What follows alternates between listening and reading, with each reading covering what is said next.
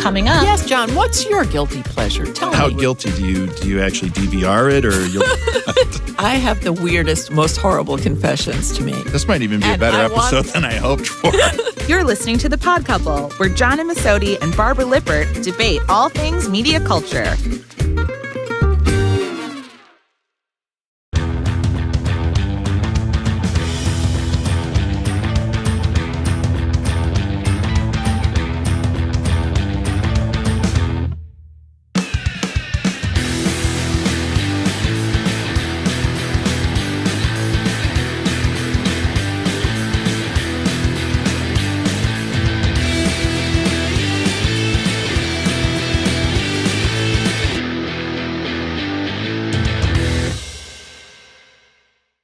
Welcome to another episode of The Pod Couple. I'm John Masodi. And I'm Barbara Lippert. Barbara, we're going to be talking about cultural guilty pleasures. Okay. Things that we watch, listen to, read, pay more attention to than we should. And They're just eating away at our souls and our minds. exactly. And if they're guilty and they bring us pleasure, why are we guilty at all? right. And I have the weirdest, most horrible confessions to make. okay, well, it seems like you have stuff to get off your chest first, so let's start there. when it's really, really bad.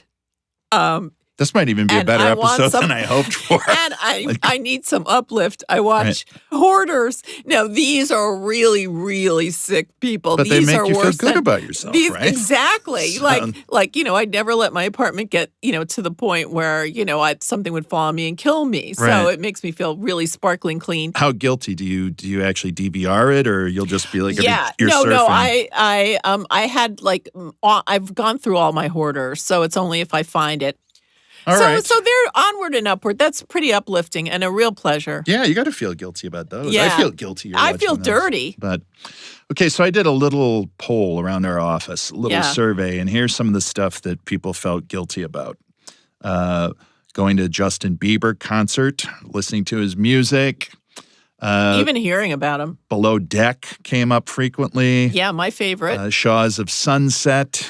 Yeah, those people are crazy. Someone watched The Kardashians. Yeah. Ugh. Someone admitted to being addicted to not just a series of it, but all the series of Real Housewives. Yes. That's a lot of housewives to watch. I know. But they're all so different. You need to watch each one, and each one has one's its distinct crazy, points. the other's crazy. Yeah, one's crazy and alcoholic. One is One's hair alcoholic and extensions. crazy. One has a nose job, boob job, and lip job. Right. One has, they're pretty much carbon copies of each other. But it's interesting to see the geolocating. The Bachelor came up as a big guilty pleasure. Yeah, because it's just so manipulated. So my guilty pleasures that I'll get into. Yes, John. What's your guilty pleasure? Well, I Tell have me. what I call my old man television block, What's that? and that would be things like Mountain Men. Oh, I thought you were going to say like MacGyver.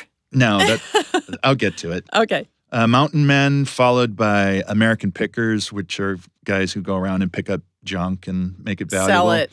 And then I'll watch some car shows like Phantom Works. They'll take an old car and turn it into something. Then you can get into a totally different kind of guilty pleasure, which is But I just want to say that what you just said speaks to personalized targeting and marketing. Right. Because you can. I have friends who watch nothing but those real estate shows and Tiny House and you all know of that. And these are the guys that might buy a BMW or something. So there you go. But also, from what you're watching, what to if you have a really great looking oil can, that won't come along every day. Sell some STP. Yeah, some rims. Right. Yeah. So then you can get into a different kind of guilty pleasure, which would be if I'm home on the weekend and the baseball game's rained out and I start to surf the channels, if we happen to hit an old Patrick Swayze action movie of the Next of Kin or Roadhouse variety, I'm stopping. I'm going to watch that whole thing. Right. Because he's going to kick some butt and be tough, and that's a great guilty pleasure. Yeah. Online? Do you have any guilty pleasures online? Well, I mean, these are terrible. Just the shopping stuff like Gilt.com, which they named GILT. Right. Because, it's like the porn pages, you see this stuff and you would never buy it in stores or never go out to get it, but you think, oh my God, it's 60% off. Right. And then you're stuck with it. Right. So Amazon can be like that. Yeah. Which is the reason. I mean, there's actually a great, we talk about advertising marketing, why it's so successful. How many things do you browse at and pick up and buy on Amazon that you wouldn't because it's so otherwise? clickable, yeah. Yeah, you're there, you're looking at it. Basically, talk about guilty pleasure, you're probably looking at it during work hours. Right. Yeah, so when I have that lineup of dresses or shoes or outfits, it just kind of calms me and soothes me. Right. But then the problem is there's money involved. Right. Yeah. So something maybe, not money involved, but I would say, again, once you get past a certain age, it's probably a guilty pleasure. Facebook. Yeah. How much time would you is clock charged. that you spend on there? Yeah, well, I spend way too much time on Facebook, Right. And so I kind of enjoy it if I ever get like an 8-hour break and I go back because there's so much that's refreshed and new. But I'm guilty of posting a lot, but I also get a lot of columns out of it. I see what the whole Facebook Nation's talking about, and I get some work from it too. So it's interesting that we talk about this as like guilty and why you feel bad. One of the groups that I see the most that does feel bad about being Facebook would be creative types, mainly writers who work at home or have to spend a certain amount of time concentrating that find Facebook to be a complete distraction. And they'll be the people who'll post, well, I'm taking a break. Right. See you in 6 months. And then they're back the next day. Yeah, it seems hard to stick to. But the thing is, the hive mind on Facebook, your bunch of friends and stuff. I have a bunch of friends, including you. That's how this happened, right? On Facebook. Right, sure. Who post really interesting things and get me thinking about things and articles I wouldn't have seen otherwise. Right. And then there are the people who are like friends of cousins whose babies I never would have seen otherwise. So there's a lot to take in. So it's a guilty pleasure, but then that begs the question too, okay, if it's something you still do like and you still do find things of value in it, and I've certainly found a lot of value in the films of Patrick Swayze. Yes, you can. You can pick up your moves, your own dance moves. Exactly. Yeah. I've certainly found value in the things the American pickers find. Like if I see a certain thing in the garbage, I'm going to pick it up. I know it's value. Yeah. I have a question about that show, though. Is it only valuable for that guy? I mean, if people who are watching try it, they're going to find that nobody wants to buy that stuff? Yeah, I think you got to know. I mean, knowledge is power. So a guy knows if he's got a junk oil can or a good one. I don't think you can just fill your car with any old oil can that you get at Fram or whatever. But and like that one with the warehouses, the storage wars. See, there's another one you watch. Yeah, there's plenty of them. So now to the advertising question, I think what's interesting, used to be in the old days, you'd go to, people wanted knowledge and the clients would have to see from ratings or focus groups, and those were kind of gray. There was always room for those to be fuzzy because you would never admit that, how much time do you watch TV? Well, not very much. I'm usually reading the New York Times or novels. PBS. Right. Now, because of computers and data and gathering, not only do we know exactly where you are and the time you're spending, but we know you're watching these shows. We know that you watch the entire Real Housewives of Atlanta. Real Housewives marathon. Yeah. Exactly. You watch the entire crab fishing show, 12-season run, back to back. I mean, this is valuable information, right? If I'm a CMO, I'm not going to judge. I'm just going to put my stuff on there. Right. Deadliest Catch, by the way. Deadliest Catch needs a shout out.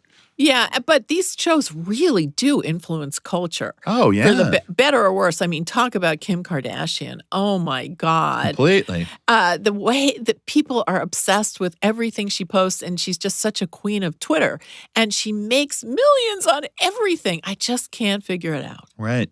So maybe then, too, maybe there's just a generation that has no guilty pleasure. There is no shame in what we watch or consume or whatever. Well, or the most interesting thing is something like Snapchat that disappears, that you have to hop on it or else you're not in it. All right, so we talked a bit about guilty pleasures, things out there that aren't so good that we admit we like.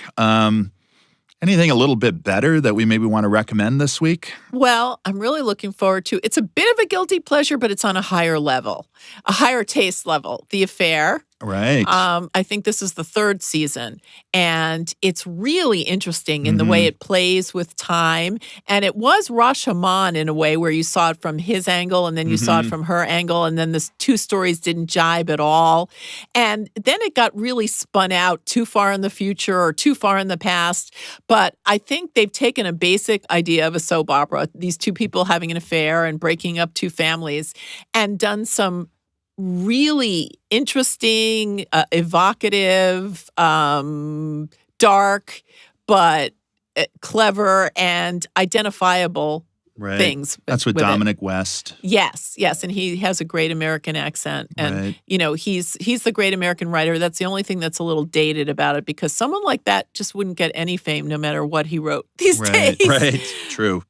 But everything else makes sense. Good show. That's on Showtime, I believe. Actually, I'm going to stay with the same network as a guilty pleasure. A show a lot of people have kind of jumped down my throat about liking, but I actually am a fan of Ray Donovan. A lot of people love Ray Donovan. Yeah, I think Liev Schreiber is one of the better actors that's working on television now. Absolutely. He fits into minimalist. that person who's a great movie actor who Right. it's a thrill to see him in television. He gets to do so much Right. more in this role. Right. He's really great. And John Voight's terrific on it. And it's just kind of one of the rare shows that by now it's wrapped up its third season, but I think each season got better. And it seems like it's kind of hitting its sweet spot right now. Right. So, And they big do fan. and they do some really interesting things. Like they had a woman with breast cancer who really, the actress really showed her breast Right. after having surgery. Right. And so, a lot of interesting things A lot are of happening interesting on these characters. shows. Yeah, and at Showtime, you got to give them their props. I mean, HBO was kind of the golden network for a long time, but Showtime's right there now. Right.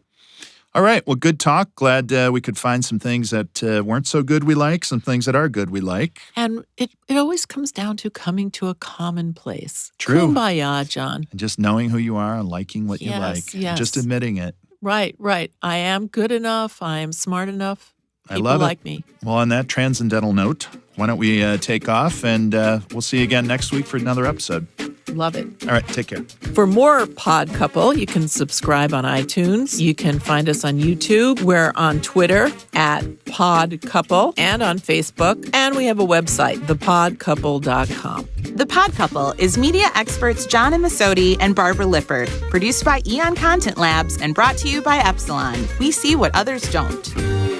All comments, discussions, materials, and information provided by participants in the Pod Couple are strictly their own opinion and do not constitute any official position or views of Epsilon. Please refer to our terms of use for more information.